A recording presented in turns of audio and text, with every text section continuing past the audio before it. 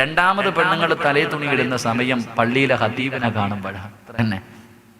പള്ളിയിലെ ഉസ്താദ് വീടിന്റെ അതിലേക്കൂടെ ഒന്ന് പോയാ പടച്ചോനെ അല്ലായെ പേടിയില്ല, ഉസ്താദിനെ പേടി.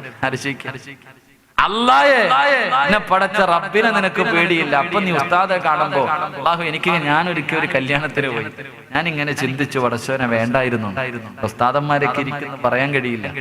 ഞാനൊരു കല്യാണത്തിന് പോയപ്പോ ഒരു താത്ത സാരി ഉടുത്തിട്ട് ഇങ്ങനെ നിക്കാ, ചെറുപ്പക്കാര് മുഴുവൻ ഇങ്ങനെ കണ്ടുകൊണ്ടിരിക്കുക താത്താടെ വയറിങ്ങനെ കണ്ടുകൊണ്ടിരിക്കുക. അപ്പോഴാണ് ഞാൻ കയറി ചെല്ലുന്നത്. ഞാൻ കയറി ചെന്നപ്പോഴത്തേക്കും ചെറുപ്പക്കാർക്കൊക്കെ വലിയ സന്തോഷം. അളിയ നോക്കടാ.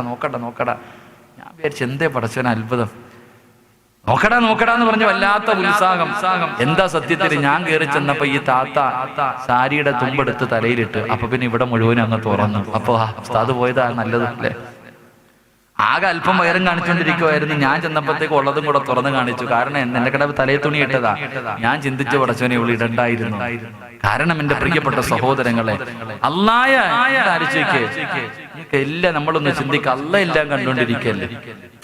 എടാ അല്ല എല്ലാം കാണുന്നു എന്ന് എനിക്ക് നിങ്ങൾക്കും അറിയാം. എന്നിട്ടും തെറ്റ് ചെയ്താൽ അതിന്റെ അർത്ഥം എന്തെന്നറിയാം. അല്ല കണ്ടാ എനിക്കിവിടെ എന്തുവാ അതന്നെ. അല്ല കാണുന്ന നിങ്ങൾ അരിച്ചേക്ക്. നമ്മൾ എന്തെങ്കിലും ഒരു തെറ്റ് ചെയ്തുകൊണ്ടിരിക്കുമ്പോ വീട്ടിലേക്ക് ആരെങ്കിലും കയറി വന്നാൽ പെട്ടെന്ന് മാറും. കാരണം എന്താ, ആ വരുന്നവൻ അരിച്ചേക്ക് അള്ളാനെ തരം താഴ്ത്തുവാതെ. നിന്റെ വീട്ടിൽ നീ ഒരു എന്തെങ്കിലും ചെയ്തുകൊണ്ടിരിക്കുമ്പോ ആരെങ്കിലും കയറി വന്നാൽ കാണുമെന്ന് പറഞ്ഞിട്ട് നീ മാറുന്നു. എന്നാൽ അല്ല ഇതൊക്കെ ലൈവായി കണ്ടോണ്ടിരിക്കുക. അതില്ല. അല്ലാഹുവിനെ എങ്ങനെയും തരം താഴ്ത്തരുത്, രക്ഷപ്പെടൂല എന്ന് നബി മുഹമ്മദ് മുസ്തഫ. സാധാരണ ഒരു മനുഷ്യന്റെ പരിഗണന പോലും അല്ലാഹുവിന് നൽകാത്തവർ. എന്റെ പ്രിയപ്പെട്ടവരെ, അല്ലാഹു കണ്ടാ എനിക്കിവിടെ ഒന്നുമില്ല എന്നതിന്റെ അർത്ഥമാണ് നീ അല്ല കണ്ടുകൊണ്ടിരിക്കുക നീ ചെയ്യുന്നത്. അല്ലാഹു നമ്മളെ കാത്തിരക്ഷിക്കുമാറാകട്ടെ. അതുകൊണ്ട് പ്രവാചകൻ അവിടെന്ന് പറയുകയാണ്, മരണസമയത്തിൽ ലാ ഇലാഹ ഇല്ലല്ലാഹ് എന്ന് പറയാൻ കഴിയാത്ത രണ്ടാമത്തെ വിഭാഗം ആരെന്നറിയുവോ? അല്ലാഹുവിന്റെ പള്ളിയിൽ നിന്ന് ബാങ്ക് വിളിക്കുന്ന സമയമുണ്ടല്ലോ, ആ ബാങ്ക് വിളിക്കുന്ന സമയത്ത് സംസാരിക്കുന്ന മനുഷ്യനാണെന്ന് നബി മുഹമ്മദ് മുസ്തഫ സല്ലല്ലാഹു അലൈഹി വസല്ലമ തങ്ങൾ പറയുമ്പോ, മരണസമയത്തിൽ ലാ ഇലാഹ ഇല്ലല്ലാഹ് എത്ര പ്രാവശ്യം പറഞ്ഞു കൊടുത്താൽ, എത്ര വലിയ ഉയരമുള്ള ആള് പറഞ്ഞു കൊടുത്താൽ, എത്ര വലിയ പണ്ഡിതൻ പറഞ്ഞു കൊടുത്താൽ പറയാൻ കഴിയാത്ത മൂന്നാമത്തെ വിഭാഗമാരാ? അല്ലാഹുവിന്റെ റസൂല് പറയുന്നു, ചെറുപ്പക്കാരാ, മാതാപിതാക്കളെ വേദനിപ്പിക്കുന്ന മക്കളാണെന്ന് നബി മുഹമ്മദ് മുസ്തഫ സല്ലല്ലാഹു അലൈഹി വസല്ലമ തങ്ങൾ പറയുകയാണ്, മരണസമയത്തിൽ ലാ ഇലാഹ ഇല്ലല്ലാഹ് പറയാൻ കഴിയാത്ത മൂന്നാമത്തെ വിഭാഗം ആരെന്നറിയുവോ? അത് മാതാപിതാക്കളെ കണ്ണുനീര് കുടിപ്പിക്കുന്ന മക്കളോ. കഴിയൂല ചെറുപ്പക്കാരാ, എത്ര വലിയ കൊലകൊമ്പനാണെങ്കിലും നിനക്കത് പറയാ കഴിയൂലടാ. കാരണം ചരിത്രം അത് സാക്ഷിയാ. മഹാനായ അൽഖമ റളിയല്ലാഹു തആല അൻഹു, അല്ലാഹുവിന്റെ പ്രവാചകന്റെ സ്വഹാബിയാണ് അൽഖമ റളിയല്ലാഹു തആല അൻഹു. പടച്ചവനെ അവസാനം മരണസമയത്ത് സക്കറാത്തിന്റെ അവസ്ഥയിൽ കിടക്കുമ്പോ തന്റെ ചുറ്റുഭാഗത്ത് സഹാബികൾ നിന്നിട്ട് ലാ ഇലാഹ ഇല്ലല്ലാഹ് പറഞ്ഞു കൊടുക്കുകയാ. പടച്ചവനെ നാവ് പൊങ്ങുന്നില്ല, പറയണമെന്ന് ആഗ്രഹമുണ്ട്, പക്ഷേ കഴിയുന്നില്ല. അല്ലാഹുവിന്റെ പ്രവാചകന്റെ മുന്നിലേക്ക് സ്വഹാബികൾ കിടന്നു വന്നു. നബിയേ, യാ റസൂലല്ലാഹ്, അല്ലാഹുവിന്റെ പ്രവാചകരേ, അൽഖമയ്ക്ക് ഷഹാദത്ത് കലിമ പറയാ കഴിയുന്നില്ല നബിയേ. അല്ലാഹുവിന്റെ പ്രവാചകന് ചോദിച്ച ചോദ്യം എന്തെന്നറിയുവോ? ഉമ്മ ജീവിച്ചിരിപ്പുണ്ടോ സഹാബാ? ഒന്നാമതായി ചോദിച്ച ചോദ്യം, ഉമ്മ ജീവിച്ചിരിപ്പുണ്ടോ? നഅം യാ റസൂലല്ലാഹ്, ഉണ്ട് നബിയേ. അൽഖമയുടെ ഉമ്മ ജീവിച്ചിരിപ്പുണ്ട് നബിയേ. അല്ലാഹുവിന്റെ പ്രവാചകൻ പറഞ്ഞു, കഴിയുമെങ്കിൽ വിളിച്ചു കൊണ്ടുവാ സഹാബാ. സഹാബികൾ ചെന്നിട്ട് അൽഖമ റളിയല്ലാഹു തആല അൻഹുവിന്റെ ഉമ്മാനെ വിളിച്ചു കൊണ്ടുവരികയാ. പ്രവാചകന്റെ മുന്നിലേക്ക് കടന്നു വന്നപ്പോ അല്ലാഹുവിന്റെ റസൂൽ ചോദിച്ചു, നിങ്ങളുടെ മകനുമായിട്ട് എങ്ങനെയാണ്? അൽഖമയുമായിട്ട് നിങ്ങൾ എങ്ങനെയാണ്? ആ സമയത്ത് ഉമ്മ പറയുന്നു, നബിയേ, അൽക്കമ എനിക്ക് വല്ലാത്ത ഇഷ്ടമായിരുന്നു നബിയേ, അൽക്കമാന എനിക്ക് വല്ലാത്ത ഇഷ്ടമായിരുന്നു, അവനോട് വല്ലാത്ത സ്നേഹമായിരുന്നു. പക്ഷേ വിവാഹം കഴിച്ചു കഴിഞ്ഞപ്പോ എന്റെ മകന് എന്നെക്കാളും സ്നേഹം അവനവന്റെ ഭാര്യയോടാണ് നബിയേ. ഒരു അല്ലാഹുവിന്റെ റസൂലിനോട് പറയുകയാ, ഞാൻ താലോലിച്ച് പൊന്നുപോലെ വളർത്തിയ എന്റെ പൊന്നുമകനുണ്ടല്ലോ, അവന് വിവാഹം കഴിച്ചു കഴിഞ്ഞപ്പോ അവൻ ഏറ്റവും കൂടുതൽ സ്നേഹം അവന്റെ ഭാര്യയോടാണ് നബിയേ. അതെനിക്ക് സഹിക്കാ കഴിഞ്ഞില്ല നബിയേ, എന്റെ മനസ്സ് വേദനിച്ചു നബിയേ. അല്ലാഹുവിന്റെ പ്രവാചകൻ അവിടെ നിന്ന് പറയുന്നു, ഉമ്മ നിങ്ങളുടെ പൊന്നുമോന് ലാ ഇലാഹ ഇല്ലല്ലാഹ് പറയാൻ കഴിയുന്നില്ല, അവൻ സക്കറാത്തിന്റെ അവസ്ഥയിൽ കിടക്കുകയാ. ഒരു നല്ല മരണം കിട്ടണമെങ്കിൽ നിങ്ങൾ പൊരുത്തപ്പെടാതെ കഴിയൂല, നിങ്ങൾക്കൊന്ന് പൊരുത്തപ്പെട്ട് കൊടുത്തുകൂടെ? ഉമ്മ പറഞ്ഞു, ഇല്ല നബിയേ, എനിക്കവനെ മറക്കാ കഴിയില്ല നബിയേ, എനിക്കവനോട് പൊരുത്തപ്പെടാൻ കഴിയൂല നബിയേ. അല്ലാഹുവിന്റെ പ്രവാചകൻ പറഞ്ഞു, സഹാബാ വിറക് ശേഖരിച്ച് തീയിട്ട് കരിച്ച് കളഞ്ഞാവാ, ജീവനോടെ കത്തിച്ച് കള സഹാബാ. ഉമ്മയുടെ പൊരുത്തമില്ലാത്തവർ, ഉമ്മയുടെ പൊരുത്തമില്ലാത്തവർ അവരെ കരിച്ച് കള സഹാബാ. പറയേണ്ട താമസം ഉമ്മ പറയുന്നു, നബിയേ എന്റെ പൊന്നുമോനെ കരിക്കല്ല നബിയേ, ഞാനവനെ പൊരുത്തപ്പെട്ട് കൊടുത്തിരിക്കുന്നു നബിയേ. അല്ലാഹുവിന്റെ പ്രവാചകന്റെ സ്വഹാബി അൽഖമ റളിയല്ലാഹു തആല അൻഹു അവിടെ ഉറക്കെ വിളിച്ചു പറഞ്ഞു, ലാ ഇലാഹ ഇല്ലല്ലാഹ്. ആ സമയത്ത് ഷഹാദത്ത് കലിമ പറഞ്ഞിട്ട്, ആ സമയത്ത് ഷഹാദത്ത് കലിമ പറഞ്ഞിട്ട് ലോകത്തോട് യാത്രയായെന്ന് ചരിത്രം പഠിപ്പിക്കുമ്പോ, എന്റെ പ്രിയമുള്ളവര്, മാതാപിതാക്കളെ വേദനിപ്പിക്കുന്നവന് രക്ഷപ്പെടൂല. എന്റെ ചെറുപ്പക്കാരോ, എന്റെ ചെറുപ്പക്കാരാ, അവന്റെ വില എന്തേ നിനക്ക് മനസ്സിലാക്കാൻ കഴിയാത്തത്? മഹാനായ ലുഖ്മാനുൽ ഹകീം റളിയല്ലാഹു തആല അൻഹു മഹാനവർകൾ പഠിച്ചവരെ, ഉമ്മാനെ വല്ലാത്ത ഇഷ്ടമാ.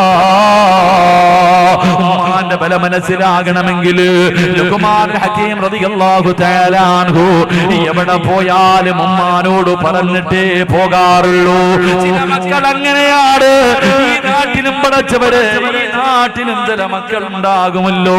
പഠിച്ചവരെ, പെണ്ണും കെട്ടി മക്കളായാൽ ജീവിച്ചിരിക്കുന്ന പ്രായമുള്ള വാപ്പയും ഉമ്മയും വീട്ടിലുണ്ടെങ്കിൽ എവിടെ പോയാലും റൂമിൽ ചെന്നിട്ട് ഉമ്മാനോട് പറയും, ഞാൻ കടയിൽ പോകുകയാ, ഞാൻ ജോലിക്ക് പോവുകയാ.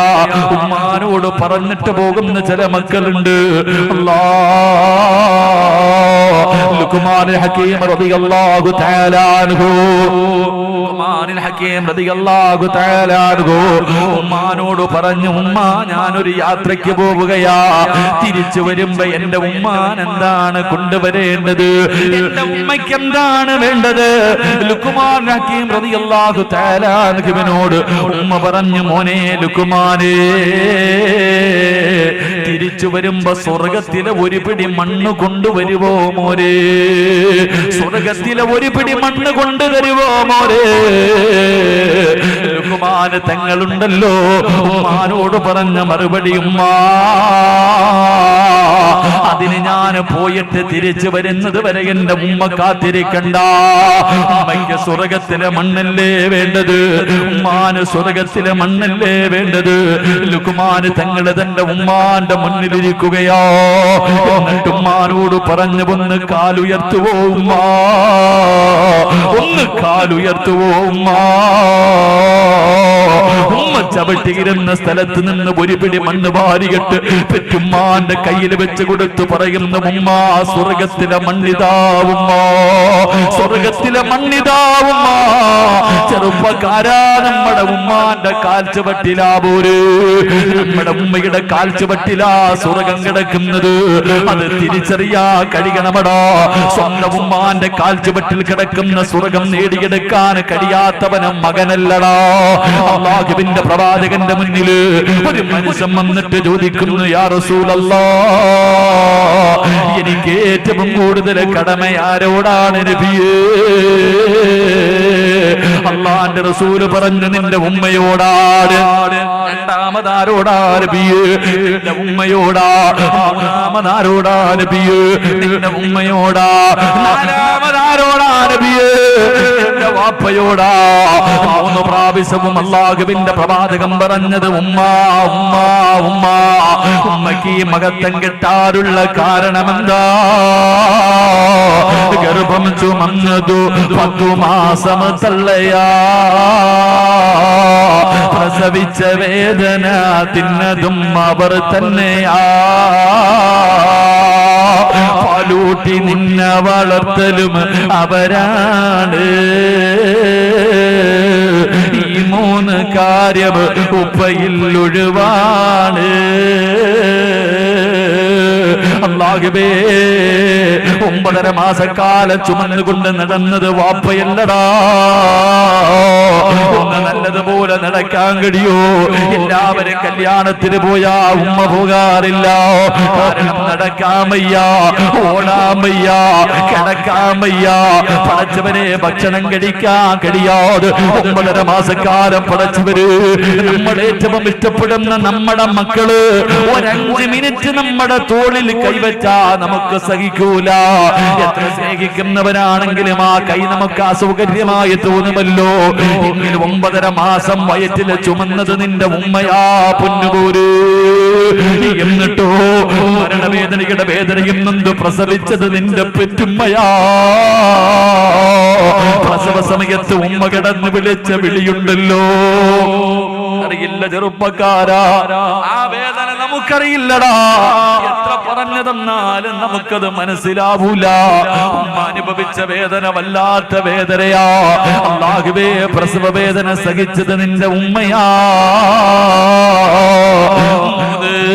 നിനക്ക് 2 വയസ്സാകുന്നത് വരെ പാല് തന്നത് നിന്റെ പെറ്റുമ്മയാ. പട്ടിണിയാണെങ്കിലും രോഗമാണെങ്കിലും എഴുന്നേക്കാൻ കഴിയില്ലെങ്കിലും ഞാനും നിങ്ങളും ഒന്ന് കരഞ്ഞപ്പോ അല്ലാഹുവേ പൊന്നുമോനെ എന്ന് പറഞ്ഞ് കെട്ടിപ്പിടിച്ചു പാല് തന്നത് നമ്മുടെ പെറ്റുമ്മയാ. അതുകൊണ്ട് നിന്റെ ഉമ്മയോടാ കടമ. വാപ്പയ്ക്ക് മഹത്വമില്ലെന്നല്ല, വാപ്പയ്ക്ക് കടമയില്ലെന്നല്ല. ആരാ വാപ്പയെന്നറിയുവോ? സ്നേഹം കാണിക്കാതെ സർവ്വതും മനസ്സിന്റെ ഉള്ളിൽ കടിച്ചമർത്തിയിട്ട് നടക്കുന്ന നമ്മുടെ വാപ്പ. സ്വന്തം ഉരുകിയിട്ട്, സ്വന്തം വിയർപ്പല്ല രക്തം വിയർപ്പാക്കിയിട്ട് നമ്മളെ പോറ്റി വളർത്തുന്ന വാപ്പാന് നമുക്ക് തിരിയാനിട്ടോ. റസൂലുള്ളാഹി പറയുന്ന നമ്മുടെ വാപ്പ ആരെന്നറിയോ? സ്വർഗത്തിന്റെ മധ്യവാതിലാണെന്ന് നബി മുഹമ്മദ് മുസ്തഫ. സ്വർഗത്തിന്റെ കവാടമാ മോനെ വാപ്പ. ഉമ്മാന്റെ കാൽച്ചുവട്ടിലാ സ്വർഗം കിടക്കുന്നത്. കരുണക്കടലായ അല്ലാഹ്, ഞങ്ങളുടെ മരിച്ചുപോയ മാതാപിതാക്കളുടെ മണ്ണറ നീ മണിയറയാക്കണേ അല്ലാഹ്. സ്വർഗ കവാടമാക്കണേ അല്ലാഹ്. സ്വർഗത്തിന്റെ കവാടം തുറന്നു കൊടുക്കണേ അല്ലാഹ്. എല്ലാ അനുഗ്രഹവും അവരുടെ ഖബറിന്റെ അകത്ത് നിറച്ചു കൊടുക്കണേ അല്ലാഹ്. ജീവിച്ചിരിക്കുന്ന ഞങ്ങളുടെ മാതാപിതാക്കൾക്ക് നീ ആഫിയത്തും ദീർഘായുസ്സും കൊടുക്കണേ അല്ലാഹ്. അവരുടെ പൊരുത്തം ഞങ്ങൾക്ക് തരണേ അല്ലാഹ്. അവരുടെ കാൽച്ചുവട്ടിൽ കിടക്കുന്ന സ്വർഗ്ഗം ഞങ്ങൾക്ക് തരണേ നാഥാ. സംഘാടകര ബക്കറ്റുമായിട്ട് കിടന്നു വരികയാ.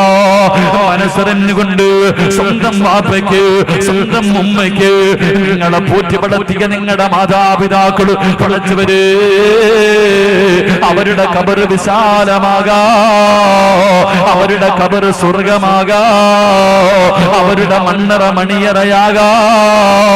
ജീവിച്ച വെച്ചിരിക്കുന്ന മാതാപിതാക്കൾക്ക് പടച്ചുറപ്പൊരു നല്ല മരണം കൊടുക്കാറ്, അവരുടെ പൊരുത്തം കെട്ടാറ് മനസ്സറിഞ്ഞുകൊണ്ടൊരു സദക്ക കൊടുക്കാൻ കഴിയുമോ?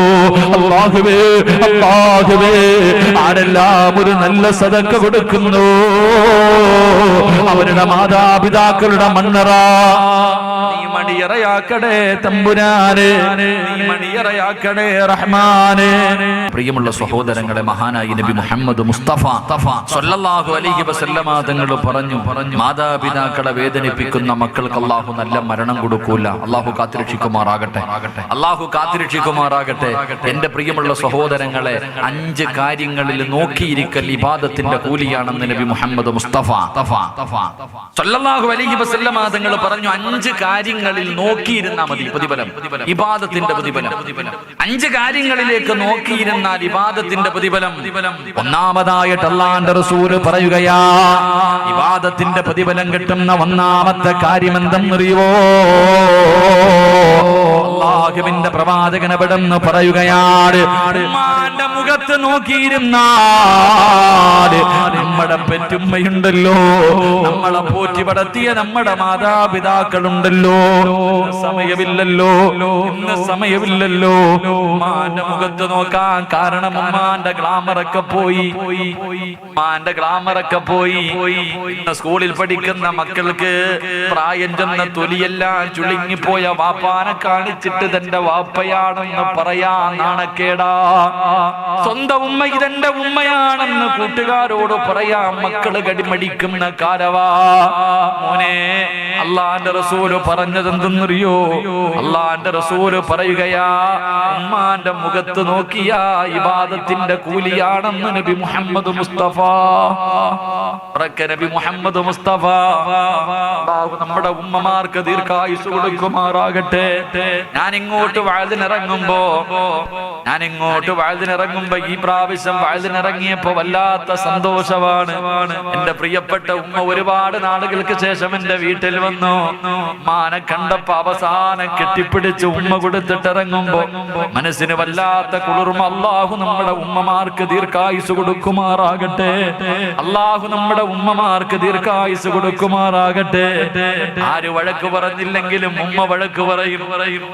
ഉമ്മ വഴക്ക് പറയുമ്പോ കേൾക്കാൻ വല്ലാത്ത ഒരു സുഖമാണ്. ലോകത്ത് ആര് നമ്മളെ വഴക്ക് പറഞ്ഞാലും നമുക്ക് സഹിക്കൂല.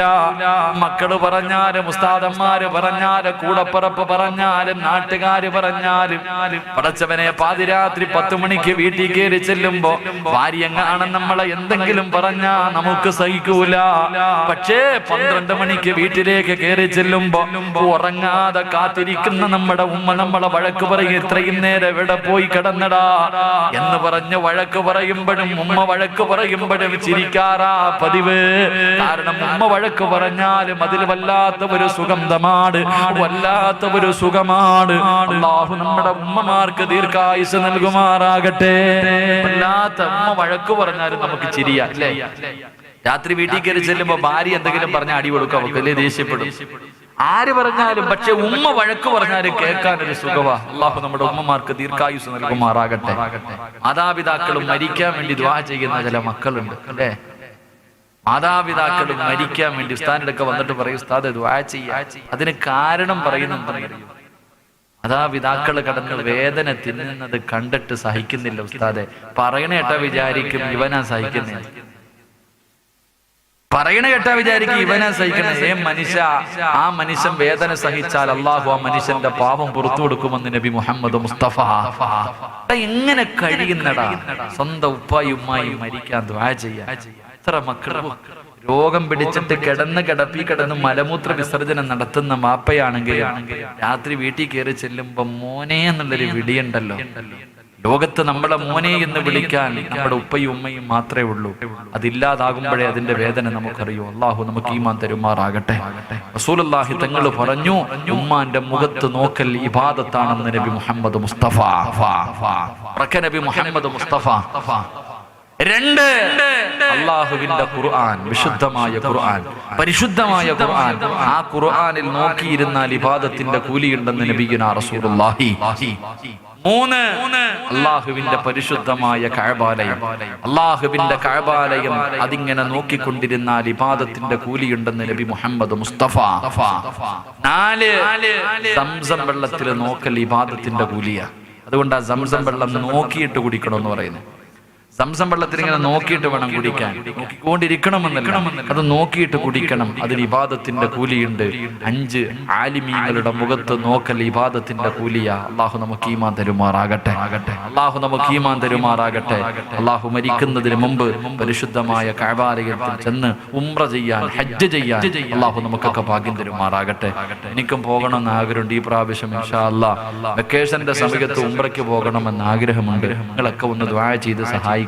പോകാൻ ആയുസ് വേണമല്ലോ, ആരോഗ്യം വേണമല്ലോ, അള്ളാഹുവിന്റെ വിളി ഉണ്ടാകണമല്ലോ. അതുകൊണ്ട് പോകണമെന്ന് ആഗ്രഹമുണ്ട്. ഇൻഷാ അല്ലാഹ് ദുആയൊക്കെ ചെയ്യണം. അള്ളാഹു ഭാഗ്യം തരുമാറാകട്ടെ.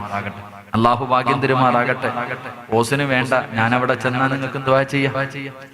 ഞാനവിടെ ചെന്ന് നിങ്ങൾക്ക് ദുആ ചെയ്യാം. ഇൻഷാ അല്ലാഹ് ആരെങ്കിലൊക്കെ താല്പര്യമുള്ളവരുണ്ടെങ്കിൽ ഇൻഷാ അല്ലാഹ് സംഘാടകരുടെ കയ്യിൽ നമ്പറുണ്ട്. നമുക്ക് ഈ കമ്മീഷന്റെ പണി അങ്ങനത്തെ പരിപാടിയൊന്നും ഇല്ല. ഉണ്ടെങ്കിൽ കൂടെ കൂടുക. അള്ളാഹു എല്ലാവരെയും അവിടെ എത്തിക്കുമാറാകട്ടെ. അതുകൊണ്ട് പ്രവാചകൻ ഉമ്മാന്റെ മുഖത്ത് നോക്കിയ ഇബാദത്തിന്റെ കൂലിയുണ്ടെന്ന് നബി മുഹമ്മദ് മുസ്തഫ സല്ലല്ലാഹു അലൈഹി വസല്ലം. അള്ളാഹു നമുക്ക് ഈമാൻ തരുമാറാകട്ടെ. അള്ളാഹു നമുക്ക് ഈമാൻ തരുമാറാകട്ടെ. പ്രവാചകൻ പറഞ്ഞു, അള്ളാഹുവിന്റെ റസൂൽ സല്ലല്ലാഹു അലൈഹി വസല്ലം തങ്ങൾ പറഞ്ഞു, 3 തെറ്റ് ചെയ്യുന്നവന് മരണത്തിന് ശേഷമല്ല ശിക്ഷ. 3 പാപം ചെയ്യുന്നവന് മരണത്തിന് ശേഷമല്ല ശിക്ഷ. ഈ ദുനിയാവി വെച്ച് തന്നെ അള്ളാഹു ശിക്ഷ കൊടുക്കുമെന്ന് നബി മുഹമ്മദ് മുസ്തഫ സല്ലല്ലാഹു അലൈഹി വസല്ലമ തങ്ങൾ അള്ളാഹുവിന്റെ പ്രവാചകൻ പറയുന്നു, ഈ ദുനിയാവിൽ വെച്ച് തന്നെ ശിക്ഷ കിട്ടുന്ന പല പാപങ്ങളുണ്ട്. 3 പാപങ്ങൾ ചെയ്യുന്നവർക്ക് ദുനിയാവിൽ വെച്ച് തന്നെ മരിക്കുന്നതിന് മുമ്പ് അള്ളാഹു ശിക്ഷ കൊടുക്കും. അതിലെ 1ാമത്തെ വിഭാഗം ആരെന്നറിയുവോ? ഈ സദസ്സിലിരിക്കുന്ന ഏതെങ്കിലും ഒരു ഇൻസാൻ, ഏതെങ്കിലും ഒരു മുസ്ലിം തന്റെ മാതാപിതാക്കളുടെ മനസ്സ് വേദനിപ്പിച്ചിട്ടുണ്ടോ? മരിക്കുന്നതിന് മുമ്പ് അല്ലാഹു നിനക്ക് 3 ശിക്ഷ തരുമെന്ന് നബി മുഹമ്മദ് മുസ്തഫ സല്ലല്ലാഹു അലൈഹി വസല്ലമ തങ്ങൾ പറഞ്ഞു. മാതാപിതാക്കളുടെ മനസ്സ് വേദനിപ്പിച്ചിട്ടുള്ള, തല്ലണ്ട ഇതവിടെ, മാതാപിതാക്കളുടെ മനസ്സിന് വേദനയുണ്ടാക്കുന്ന എന്തെങ്കിലും നീ ചെയ്തിട്ടുണ്ടെങ്കിൽ നിനക്ക് മരിക്കുന്നതിന് മുമ്പ് ഈ ദുനിയാവിൽ വെച്ച് തന്നെ അല്ലാഹു 3 ശിക്ഷ തരുമെന്ന് നബി മുഹമ്മദ് മുസ്തഫ നബി മുഹമ്മദ് മുസ്തഫ. അല്ലാഹു നമ്മളെ കാത്തിരക്ഷിക്കുമാറാകട്ടെ.